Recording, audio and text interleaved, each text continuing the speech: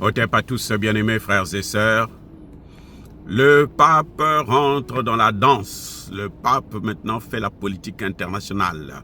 Le pape agit, le pape parle, le pape sort de son silence, le pape condamne. Eh oui, eh oui. Le pape dit que la crise a été déclenchée depuis le 7 octobre dernier, 2023, et elle n'a cessé de s'élargir. Elle progresse, elle grandit. La guerre se généralise dans le Moyen-Orient. Le pape accuse.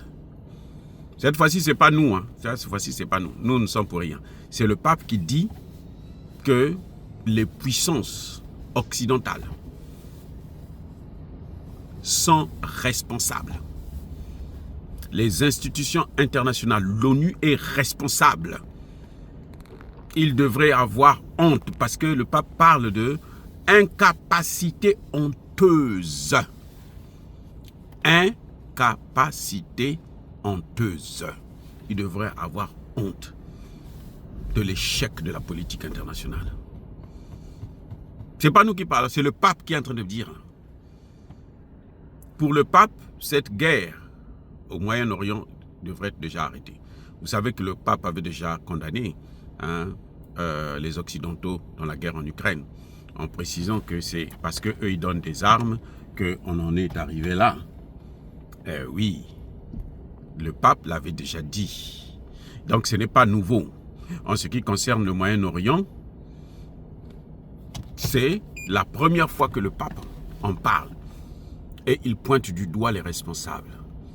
La communauté dite internationale, qui est gouvernée par les grandes puissances, parce que ce sont eux qui émettent des sanctions ici et là.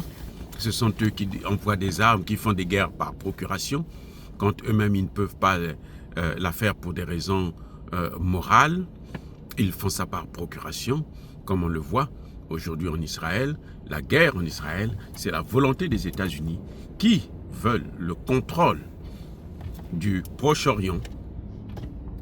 Et donc, ils utilisent Israël pour, écoutez, mettre le feu. Et le Proche-Orient est tombé. Maintenant, ils ne savent plus comment arrêter cette guerre. Parce que maintenant, ça va au Liban, bientôt ça va aller en Iran. Et quand ça va aller en Iran, ça va avoir des conséquences gravissimes. Parce que l'Iran aurait, selon nous, l'arme nucléaire maintenant. Oui, donc ces puissances-là sont en train de jouer avec le feu. Ces puissances veulent faire disparaître le monde. Ces puissances, parce qu'une guerre contre l'Iran, ce sera deux puissances nucléaires. De taille moyenne, certes. Israël a l'arme nucléaire, l'Iran a l'arme nucléaire. Donc ce serait une guerre nucléaire. Est-ce que c'est normal? On a vu que, Israël n'est pas à l'abri des bombes, des missiles balistiques, des missiles de croisière de l'Iran. Israël n'est pas à l'abri. Le dôme de fer, là, n'est pas aussi puissant que ça. Oui, le dôme de fer n'est pas invincible. Donc le pape est en train de dire, le souverain pontife est en train de dire au monde entier, en train de s'adresser, même pas au monde entier, à l'Occident collectif, que vous avez assez détruit ce monde, vous devrez vous arrêter. Vous avez assez créé des guerres, vous devrez vous arrêter. Vous avez assez déstabilisé les pays et le monde, vous devrez vous arrêter. Parce que vous n'êtes pas, en tout cas, à l'abri maintenant de la riposte. Avant, le pape ne parlait pas comme ça. Le pape parle comme ça parce qu'il sait que ça peut maintenant dégénérer. Ça peut aller dans un domaine, dans une voie où personne ne pourra l'arrêter. Eh oui. Donc le pape sort de ses réserves.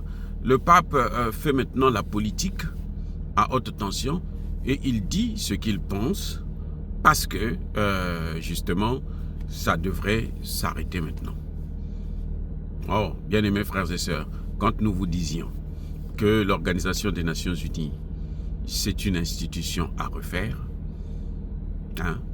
Le nouveau doit remplacer l'ancien. Personne n'y croyait. Maintenant, quand on vous dit que, comment vous appelez ça? Les BRICS sont en train de prendre la place des Nations Unies, personne n'y croyait. Alors, maintenant, je pense que les gens commencent à comprendre. Soyez bénis, abondamment bénis par le Dieu des Kémites et par nos ancêtres angélisés. Mais que tous ceux qui persécutent le continent africain, le pillent et le déstabilisent, qu'ils soient noirs, blancs, chinois, arabes, juifs, indiens ou qui qu'ils soient punis, maudits, foudroyés, neutralisés, écrasés, effacés par le Dieu des Kémites et par nos ancêtres angélisés. Vive l'Afrique éternelle, j'ai dit et j'assume.